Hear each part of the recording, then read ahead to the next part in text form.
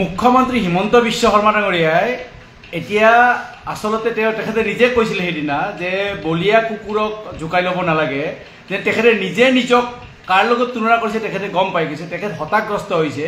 আৰু এনেকুৱা অৱস্থাত তেখেতে এনেকুৱা কিছুমান কথা ক'ব ধৰিছে যেন তেওঁ ভাবে যে তেওঁ কোৱা কথা মতে অসমৰ ৰাইজে চলি থাকিব।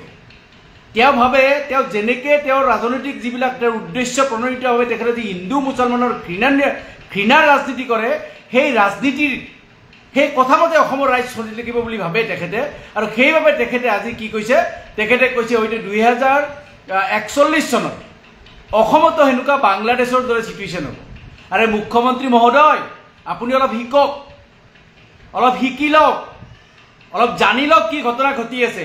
শ্ৰীলংকাত কিহৰ কাৰণে একে ঘটনা ঘটিছিল আৰু বাংলাদেশৰ শ্বেখ হাছিনাই কিয় পলাব লগা হৈছে, সেই কথা আপোনালোকে কিন্তু ভালকৈ ভাবি চাওক আৰু জানি লওক, বুজি লওক। এয়া খবৰ উদগীৰণ, এয়া নাভাবিব যে এয়া সৰু সৰু কথা আপুনি ফুচুলাই ফুচুলাই মিছা কথা কৈ দিয়া, কাৰোবাক প্ৰলোভন দিয়া, বেলেগ কৰা ৰাজনীতি, ঘৃণাৰ ৰাজনীতি কৰাৰ এই ৰাজনীতি নহয়। এয়া হৈছে ছাত্ৰ সংগঠনবিলাকৰ প্ৰজাসনৰ দেশবাসীৰ মনত অন্তৰত মানে সুপ্ত হৈ থকা ক্ষোভবিলাকৰ উদগীৰণ ঘটিছে। প্ৰথমতে শ্ৰীলংকাত ঘটিল, তাৰপিছত বাংলাদেশত ঘটিছে।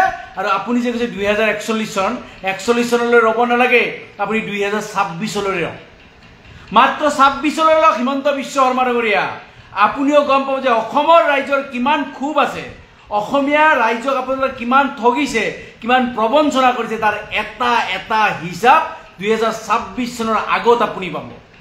আপুনি 41লৈ বহু কথা চিন্তা কৰিছে, 41ত ভয় খুৱাই লাভ নাই। এতিয়া অসমৰ মানুহ জাগিছে, অসমৰ মানুহ বুজিছে।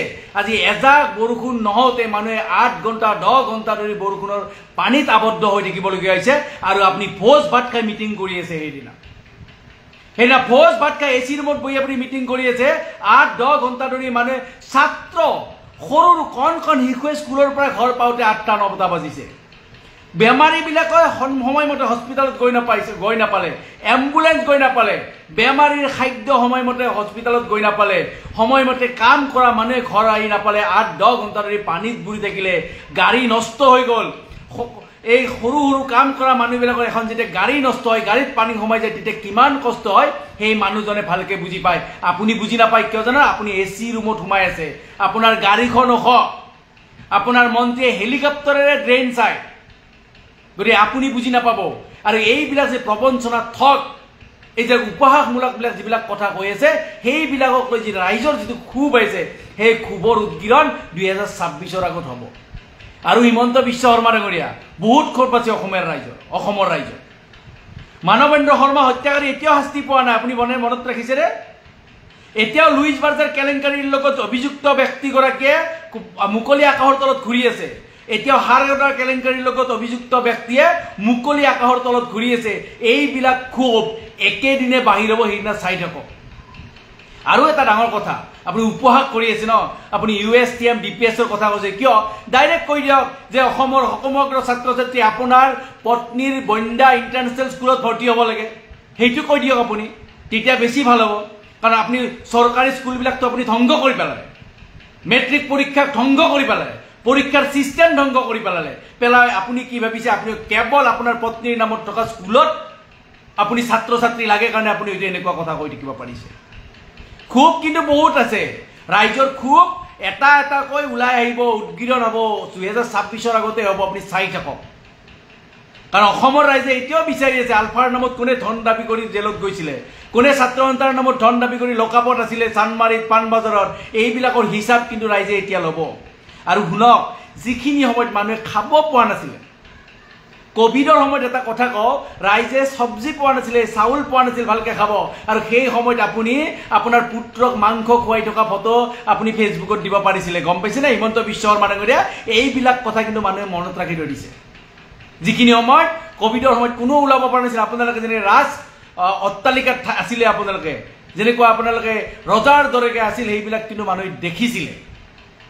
GSTৰ কাৰণে সৰু সৰু সৰু মজলীয়া ব্যৱসায়ী ধ্বংস হৈ গ'ল, কিন্তু আপোনাৰ পত্নী এখনৰ পিছত এখন মেকডোনাল্ড কিনি আছে, খুলি আছে, ইখনৰ পিছত এখন মেকডোনাল্ডৰ শ্বৰুম খুলি আছে, সকলোৱে দেখিছে।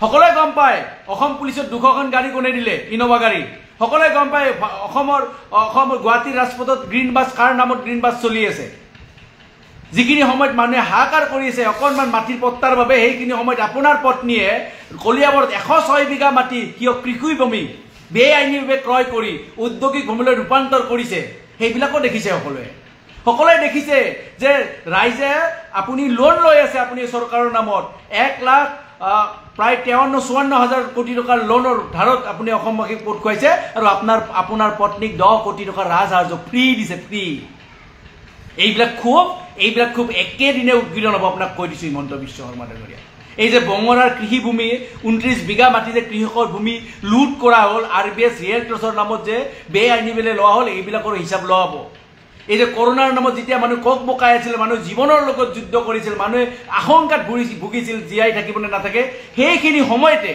আপোনাৰ পত্নী যে পিপি কিট কেলেংকাৰী সংগঠিত কৰিছিল এইবিলাকৰ খবৰো কিন্তু উদ্গীৰণ হ'ব বহুত কম দিনৰ ভিতৰত আপুনি চাই থাকক হিমন্ত বিশ্ব শৰ্মা ডাঙৰীয়া এই যে দিছপুৰ ফ্লাইঅভাৰৰ ইনগ্ৰেশ্যন প্ৰগ্ৰামৰ নামত আপোনাৰ পৰিয়ালৰ নামত থকা এই যে 45-46 লাখ টকাৰ যিবিলাক আপোনালোকৰ কৰাপশ্যনৰ কথা আহিছে আপোনাৰ পত্নী ৰঙৈ বঙৈ সকলোৰে নাম যে প্ৰহৰলৈ আহিছিল সেইবিলাক কথাও কিন্তু এতিয়া লাহে লাহে মানুহৰ মনত সোমাই গৈছে এতিয়া খুবৰ উদ্গীৰণ হ'ব আপুনি 2041 চন কৈছে হিমন্ত বিশ্ব শৰ্মা ডাঙৰীয়া মই 2026 চন কৈছে 26 চনলৈ আপোনালোকে যাব নোৱাৰিব কা আন্দোলনত আপোনালোকে দেখিছিলে ছাত্ৰ ছাত্ৰীসকলৰ স্বতঃস্ফূৰ্ত উদ্গীৰণ ঘটিছিল স্বতঃস্ফূৰ্তভাৱে ছাত্ৰ ছাত্ৰীবিলাক আহিছিল আপুনি বিভিন্ন ধৰণৰ প্ৰলোভন কৰি আপোনালোকে বহুত ধৰণৰ নাটক কৰি স্কুল বন্ধ কৰি কলেজ বন্ধ কৰি হোষ্টেল বন্ধ কৰি হোষ্টেলত থকা ল'ৰা ছোৱালীক আপোনালোকে 500 টকা কৈ দি এনেকুৱা বহুত কিবাখিনি প্ৰলোভন দি আপোনালোকে বন্ধ কৰিব চেষ্টা কৰিছিল সাময়িকভাৱে কিছুমান দালালৰ বাবে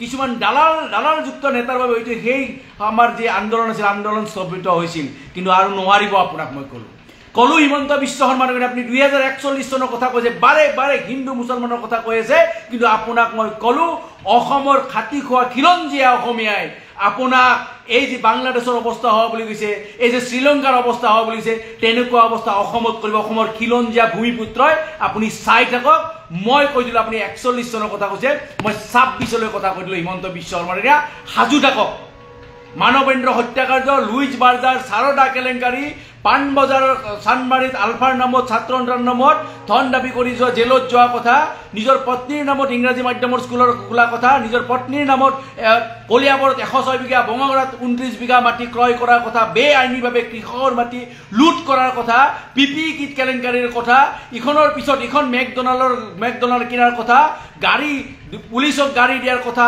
গ্ৰীণ বাছ দিয়াৰ কথা এইবিলাক যিবিলাক ঘটনা ঘটি আছে আপোনাৰ যে পত্নীৰ যে সম্পত্তি বিস্তাৰৰ কাৰণে আপুনি যে সমগ্ৰ অসমখন বিক্ৰী কৰিবলৈ ওলাইছে এই কথা অসমৰ ৰাইজে দেখিছে খবৰ উদ্গীৰণ বহুত সোনকালে হ'ব হিমন্ত বিশ্ব শৰ্মা ডাঙৰীয়া আপুনি সাজু থাকক ধন্যবাদ।